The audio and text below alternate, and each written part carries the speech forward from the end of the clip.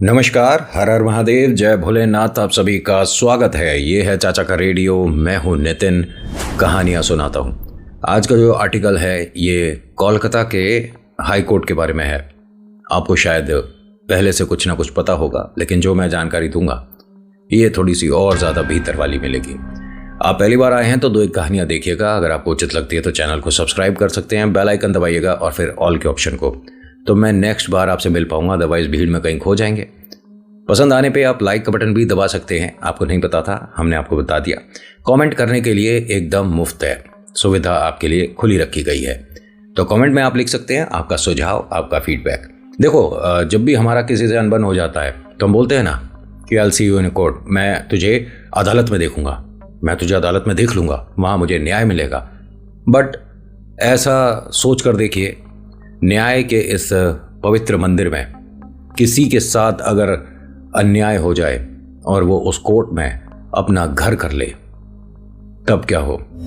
गुजर जाने के बाद भी विस्तार से बताऊंगा, लेकिन अभी जो लेटेस्ट बात है सबसे पहले वो बताता हूं। कोलकाता के हाई कोर्ट में जो सिक्योरिटी में भाई साहब थे, मैं यहाँ पर जिनके साथ प्रॉब्लम हुआ था, जो आज भी यहाँ दिखती हैं, उनका नाम नहीं बताऊंगा, XYZ, आप कुछ भी समझ लीजिएगा, वरना वो वाली बात आती है। बहुत से लोग हिंदू, मुस्लिम, सिख, ईसाई में लग जाते हैं। अपने अपने काम करो, अपना घर देखो, अपना देश देखो और अपने आप को देखो, वो ज़्यादा बेहतर है।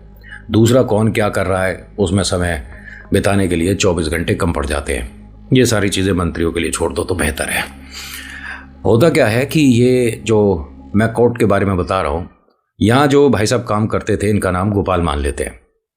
रात तबीयत बिगड़ रही थी, 7-7:15 बजे का समय था। इन्हें 9 बजे तक हाई कोर्ट पे पहुँचना था, क्योंकि जिसकी पहले ड्यूटी है उसका जाने का समय था। तो गोपाल जी ने अपने बेटे से बोला कि एक काम कर, तू, उनका फ़ोन लग नहीं रहा है, वहाँ कोर्ट में जाकर बता दे आज मैं आ नहीं पाऊँगा। बुखार कभी चढ़ रहा है कभी उतर रहा है और बड़ी समस्या सी लग रही है, मैं कंफर्टेबल नहीं हूँ।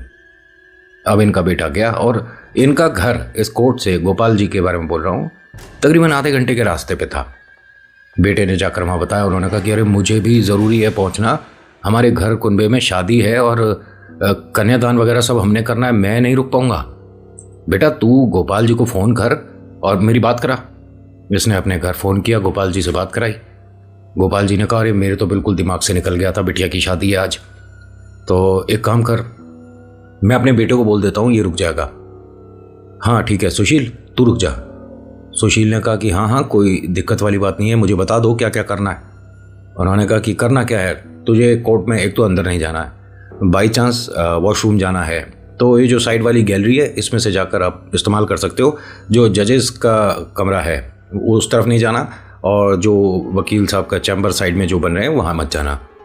और इस वाले चैनल को बिल्कुल से बंद कर दे, ये वाला दरवाज़ा मत खोलियो और तू यहाँ बैठ आराम से। सुशील ने सारी बातें समझ ली जो उसे बताया गया।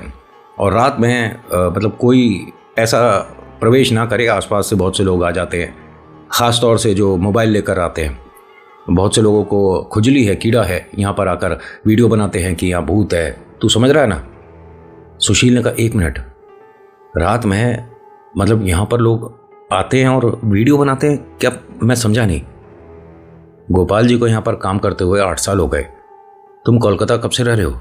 उसने कहा काफ़ी टाइम हो गया। तो तुझे आज तक हाई कोर्ट के बारे में पता नहीं है?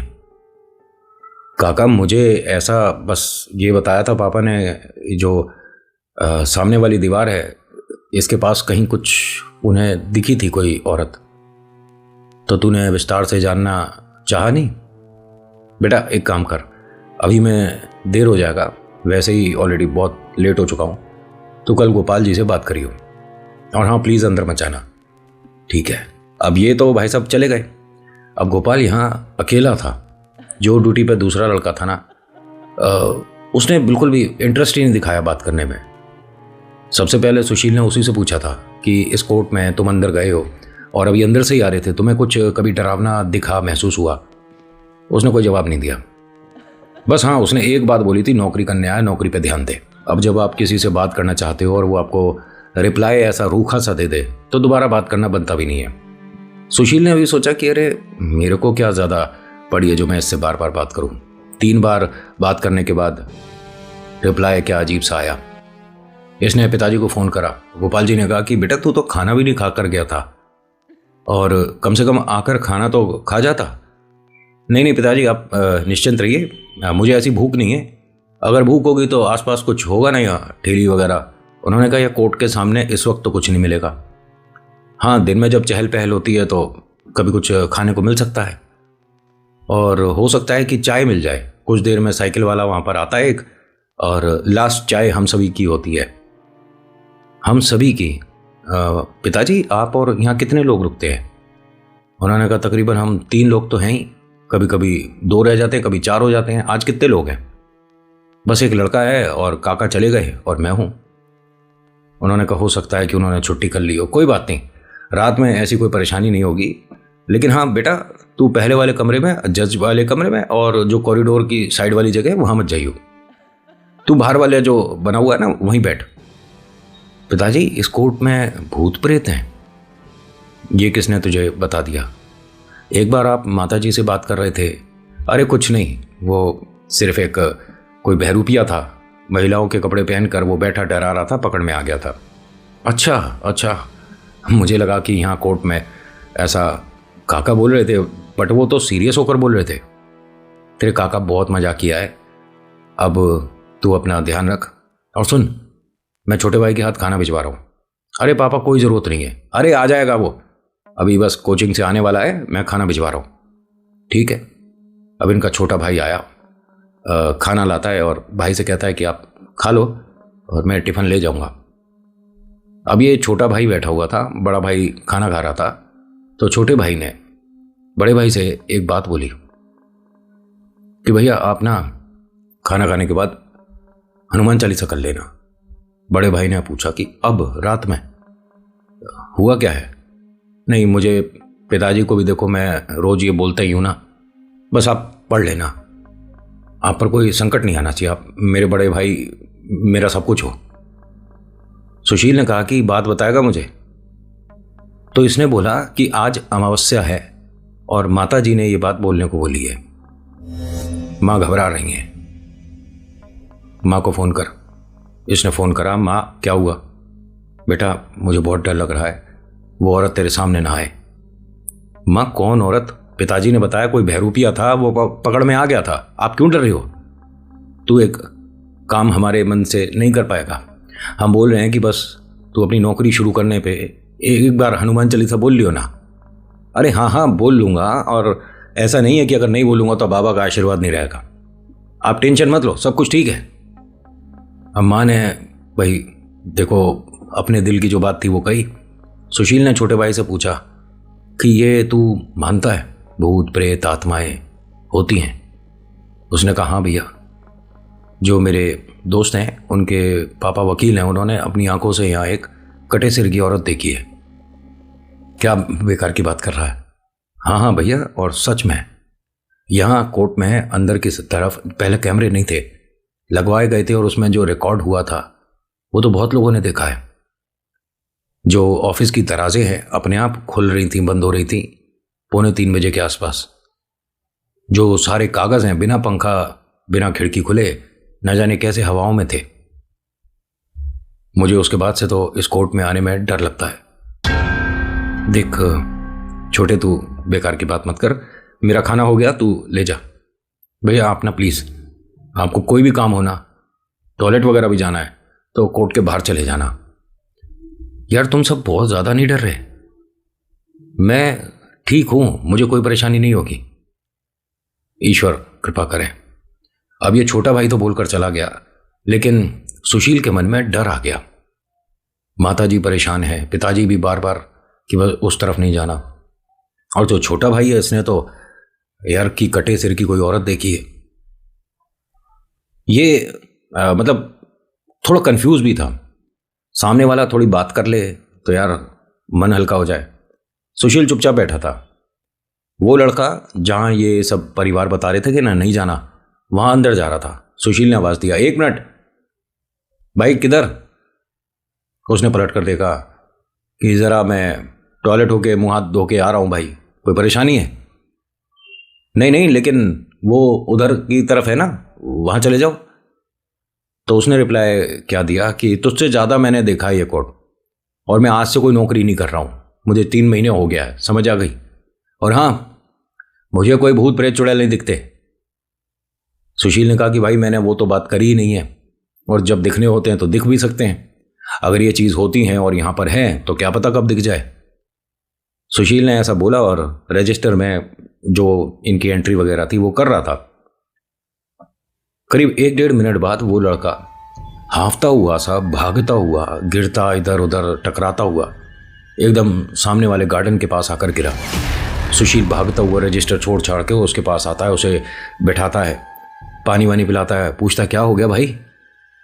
कह रहा कि पूरे कोर्ट बंद करी है और उस वक्त कोई भी नहीं था कोर्ट में, यहाँ से किसी की एंट्री नहीं हुई है। मैंने वहाँ सीढ़ियों के पास में कॉर्नर में एक औरत बैठी हुई देखी थी, रोते हुई मुझे आवाज़ आ रही थी, मैं बस वहाँ तक गया हूँ और भाई ये वही औरत है जो कि पहले भी दिख चुकी है। अरे तो उसे तू बोलता ना कि यहाँ से अभी बाहर जाओ, रात में कोई भी ऐसे रोक नहीं सकता है। जजेस पे बात पहुँचेगी, पुलिस पे, और वकील साहब सब हमें कहेंगे कि हमारा काम है देख रेख करना। नहीं नहीं, तू समझ नहीं रहा है, उस औरत के सिर नहीं था, तूने अपनी आंखों से देखा है। हाँ हाँ भाई, मैं नौकरी नहीं कर पाऊंगा। सुशील ने कहा कि अभी तूने ये बोला था कुछ देर पहले कि 3 महीना बीत गया, तुझे ऐसा कुछ नहीं दिखा, फिर तू ये कहानी बना रहा है क्या? नहीं नहीं, मैं देख तेरे साथ रहूंगा और हम अंदर नहीं जाएंगे, इसे बंद कर देते हैं, इस दरवाजे को मैंने गलती कर दी खोलकर। इसने सच में डरते हुए कांपते से हाथों से इस लकड़ी के दरवाजे को बंद कर दिया। सुशील ने उसे उठाया और बाहर कॉर्नर पे बिठाया, और देख मैं बोल रहा हूँ मेरे साथ साथ दोहरा ले। सुशील ने जैसे माताजी ने बताया था यहाँ हनुमान चालीसा करी, और हाँ, सुशील ने जब शुरू करी थी हनुमान चालीसा तो दरवाजे पे नॉक हुआ। पूरे कोर्ट में कोई नहीं है। इसने जैसे ही शुरू करा, श्री गुरु चरण सरोज रज निज मन मुकुर सुधारी बरनऊ रघुबर बिमल जसु, नॉक हुआ। सुशील ने उस तरफ देखा, दरवाजे की तरफ, और ये लड़का डर कर सुशील के पीछे बैठ गया। सुशील ने कहा घबरा मत, हम नहीं जा रहे अंदर। इसने पूरी हनुमान चालीसा करी। उस वक्त 3-4 बार ये दरवाजा खटखटाया गया, फिर एकदम सब कुछ साइलेंट हो गया, सब शांत। इस सभी काम में 20-25 मिनट हुए थे। सुशील की माताजी का फोन आया। बेटा तू ठीक है? सुशील ने कहा हाँ हाँ माताजी सब ठीक है, लेकिन अब बार बार आप पूछोगे सोओगे कब? सो जाओ, सब सही है। बेटा तुझे एक बात बोलनी थी, मैंने अभी पंडित जी को फ़ोन कर दिया था। अच्छा क्या हुआ, सब ठीक है घर में? हाँ सब ठीक है, वो कह रहे हैं अमावस्या है और अगर वो उस कोर्ट में रुक रहा है तो खुले आसमान के नीचे पानी ना पिए और खाना ना खाए। तू खाना कहाँ पर खाया था बेटा? मम्मी मैंने तो वो जो कमरा बना हुआ उसके अंदर बैठ के खाया था, और छोटा सामने ही बैठा हुआ था। अच्छा वो वहाँ से चला गया? हाँ अपने दोस्तों में घूमता घामता घर पहुँच ही जाएगा। और तूने पानी तो नहीं पिया? देखिए ये मैं विश्वास और अंधविश्वास वाली बात नहीं करूँगा यहाँ, लेकिन ये तो मैंने भी सुना है, अमावस्या जब होती है तो खुले आसमान के नीचे आपको मतलब खुले में पानी और खाना मिठाई वगैरह अवॉइड करो तो ज़्यादा बेहतर है। कोई ओट होनी चाहिए, मतलब सिर के ऊपर छजली हो, गाड़ी में हो आप, मच बेटर, बट खुला आसमान नहीं होना चाहिए। अब किस लिए बोलते हैं मुझे पता होता तो आपके साथ शेयर करता। अभी तक कहानी कैसी लग रही है थोड़ा मुझे बता देना। अब यहाँ ये सुशील ना माताजी ने जैसे बोला उस चीज़ को चेक करने लग गया। माँ ने बताया कि आसमान, खुले आसमान के नीचे पानी नहीं पीना और कुछ खाना नहीं, कहीं बैठना, कहीं छत के नीचे बैठ के ये खाना पीना करना। इसने मूर्खता करी। पहली बात, तुमने भगवान के आशीर्वाद के लिए अपने मन से इस डर को निकालने के लिए बाबा की चालीसा पढ़ने के बाद आपने एक कवच बनाया और उस कवच को भेद दिया, अपने आप ही करी मूर्खता। इसने वहाँ बीचों बीच खड़े होकर पानी पिया। पूरी बोतल पानी पीने के बाद अपने उस दोस्त से बोलता है कि एक काम कर, थोड़ा सा पानी तू भी पी, हिम्मत कर, और इस कोर्ट में अंदर चल रहे हैं। उसने कहा पागल हो गया क्या? अभी मैं जो देख कर आ रहा हूं उसके बाद मैं तेरे साथ इस कोर्ट के अंदर चला जाऊं, क्यों? उसने कहा एक बार मुझे उससे बात करनी है। क्या बात करेगा भाई? और ये वही औरत है, इसे न्याय नहीं मिला था और बहुत समय, बहुत साल पहले की बात है, ये कोई एक आध साल पहले की नहीं है। उसके साथ गलत हुआ और वो आज भी इस कोर्ट में है। मैं नहीं जाऊंगा अंदर। तो सुशील ने कहा कि ठीक है भाई, लेकिन मैं इस कोर्ट के अंदर जरूर जाऊंगा। इसके दोस्त ने खूब रोका। दोस्त क्या मतलब, जो इसके साथ कलीग था, काम कर रहा था। ये जाते जाते बार बार रुक रहा था। दिमाग में बहुत सारे सवाल आ रहे थे कि अगर कुछ मेरे साथ उल्टा हो गया तो ये तो मदद करेगा नहीं। घर पर फोन करके मैं कहीं घर वालों को ना परेशान कर दूं। एक मन कह रहा है जाकर पता कर, एक मन कहता है रुक जा। तभी इसका नाम लिया दरवाजे के पीछे से किसी ने, सुशील अंदर आओ। सुशील के कदम यहां पर अपने आप चलने लग गए। यह आवाज सुनते के साथ ही सुशील ने दरवाजा खोला तो एकदम अंधेरा। ये अपने मोबाइल की रोशनी से दो एक कदम चलता है। कौन है, कौन है? तभी पजेब की आवाज आई। तो ये पजेब की आवाज को फॉलो करने लग गया कि इधर से आ रही है, कभी ऐसा लग रहा है उधर से आ रही है। ऐसे करते करते ये जो कॉरिडोर है उसके बीच में आकर खड़ा हो गया। कॉरिडोर के कॉर्नर पे एक औरत बैठी है, एक बेंच है और उस पे एक औरत बैठी है, लेकिन उसकी जो गर्दन है वो एक तरफ गिरी हुई है, मतलब वो इस तरह से बैठी हुई थी। सुशील उससे कुछ दूरी पर जाकर रुक गया। कौन हो तुम? उसने अपना नाम बताया। यहाँ कोर्ट में क्या कर रही हो और इस वक्त किसी को आने का परमिशन नहीं है। तो उसने कहा मैं यहां से जाऊंगी भी नहीं और तुम मुझे भेज भी नहीं पाओगे। मैं समझा नहीं। मेरा नाम ये है, मेरे साथ यहां न्याय नहीं हुआ था, दफना दिया गया था, मेरा सिर अलग कर दिया गया था। गलती क्या थी मेरी बाबू, गलती क्या थी मेरी? सुशील रुका हुआ बस यहां पर खड़ा उसे सुन रहा था। ये क्या बोल रही है? ये मर गई है, यहां कैसे बैठी है? सुशील थोड़ा सा कॉर्नर की तरफ गया कि उसका चेहरा देख पाऊं।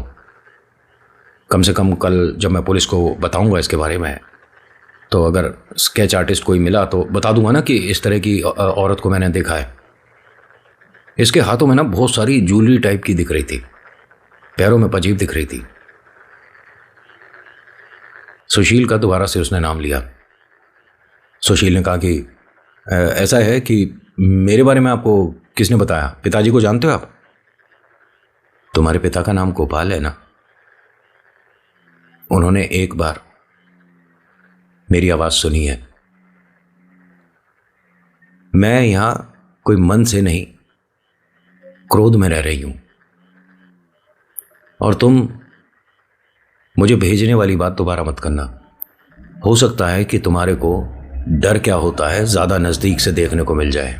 सुशील के दिमाग में बस एक बात आ रही थी कि ये कोई इंसान है, जैसे पिताजी ने कहा बहरूपिया, बस डरा रहा है और कुछ नहीं।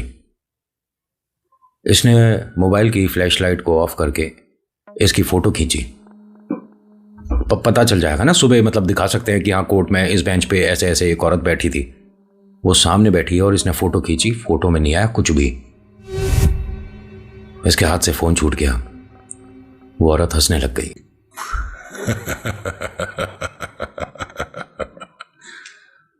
किसे दिखाना चाह रहा है मेरी तस्वीर? सब जानते हैं कि मैं यहां इस कोर्ट में रहती हूं। सब यकीन करेंगे तो किसी को भी बताएगा। और ये अपना नाम ले रही थी बकायदा। तो सुशील ने इससे पूछा कि तुम्हारे साथ यहाँ अन्याय हुआ क्या था? तो इन्होंने अपना नाम लेने के बाद, देखिए नाम तो मुझे भी पता है, लेकिन मैं यहाँ पर मैंने बताया ना कि डिस्कस नहीं करूँगा। आप कोई भी नाम मानकर चलो कि मेरा नाम ये है और मैं बाय प्रोफेशन एक प्रोस्टिट्यूट थी। मुझे किसी से मोहब्बत हो गई, वो भी मुझसे बेइंतहा प्यार करते थे। हम दोनों की शादी होने वाली थी और मैं इस कोर्ट में एक छोटी सी अर्जी लेकर आई थी। इस कोर्ट से मैं एक परमिशन चाहती थी कि मेरे नाम के बाद मेरा जो प्रोफेशन है, ऑक्यूपेशन है, इसमें प्रोस्टिट्यूट जो लिखा है ये हटा दो। मैं एक साधारण जिंदगी जीना चाहती हूँ। आगे चलकर मेरे बच्चे होंगे, माता पिता क्या करते हैं, व्यापार करते हैं, माँ हाउसवाइफ है, ये सब कुछ बताते हुए बच्चे फक्र महसूस करेंगे। कोई बच्चा ये नहीं बताएगा कि माँ प्रोस्टिट्यूट है। तो इस कोर्ट ने मेरी इस अपील को खारिज कर दिया, मना कर दिया, और मुझ पर बहुत सारे वकील हंसे थे कि तू धंधे वाली है, वो ही रहेगी। मैंने यहां सुशील बहुत बार कोशिश करी, हाथ जोड़े, मिन्नत मांगी। मेरा घर बस रहा है, मेरा परिवार होगा, जिंदगी होगी, एक अच्छा शौहर होगा, खुशियां होंगी, लेकिन किसी ने मेरी बात नहीं सुनी। मेरे कागजों को ऐसे उछाल दिया गया था। मुझे आज भी याद है लोगों का मेरी तरफ गंदी नजरों से देखना।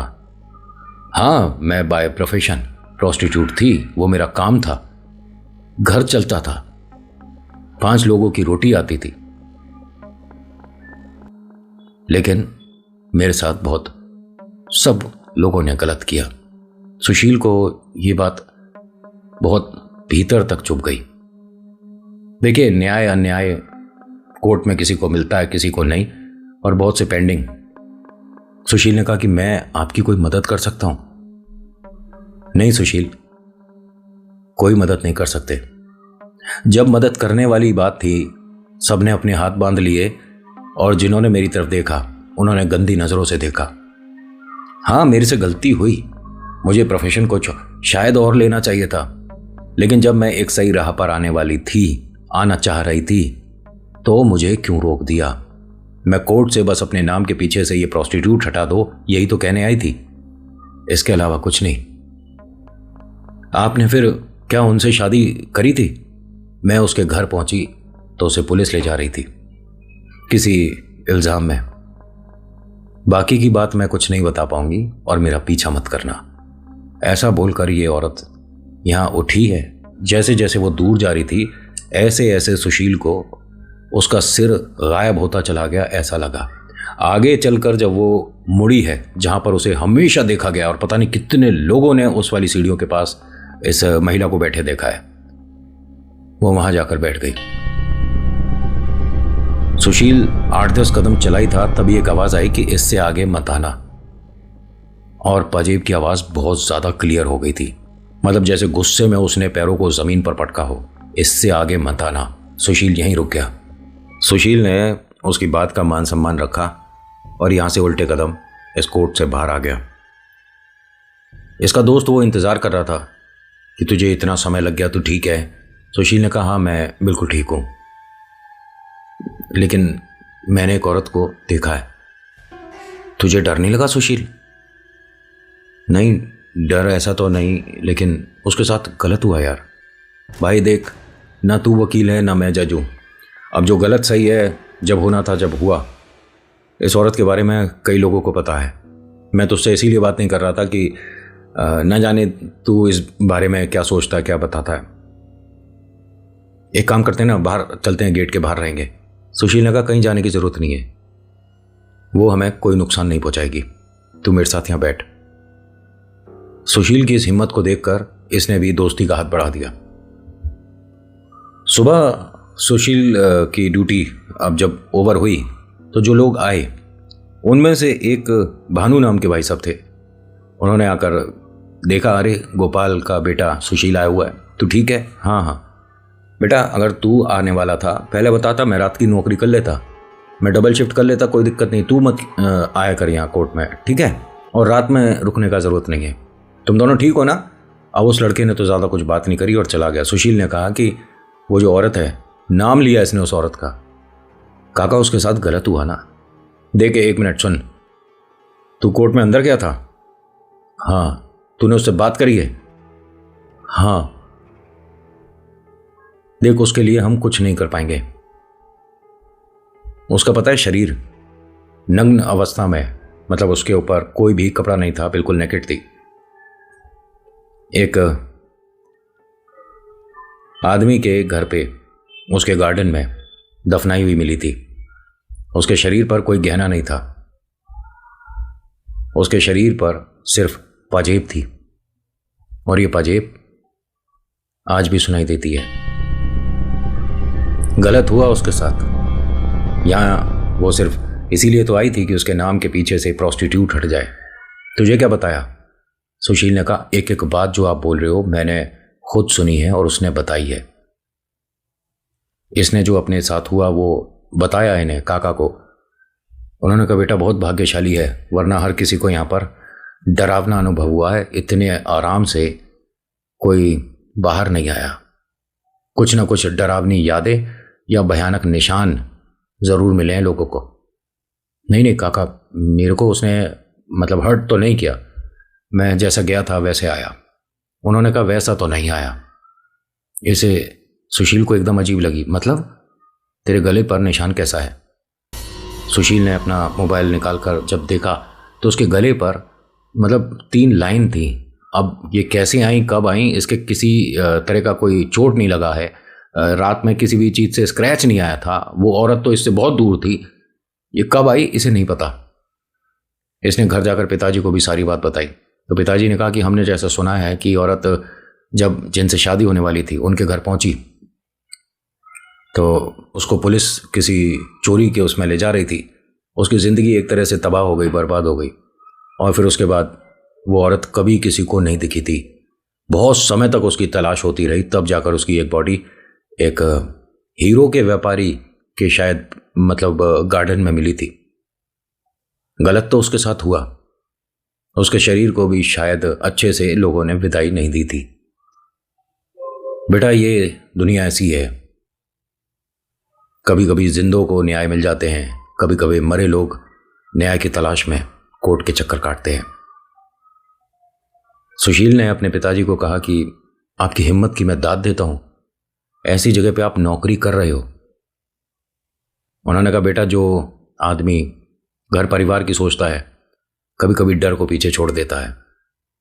तुम सबकी जिम्मेदारी है मेरे कंधों पर, डरूंगा तो काम कब करूंगा।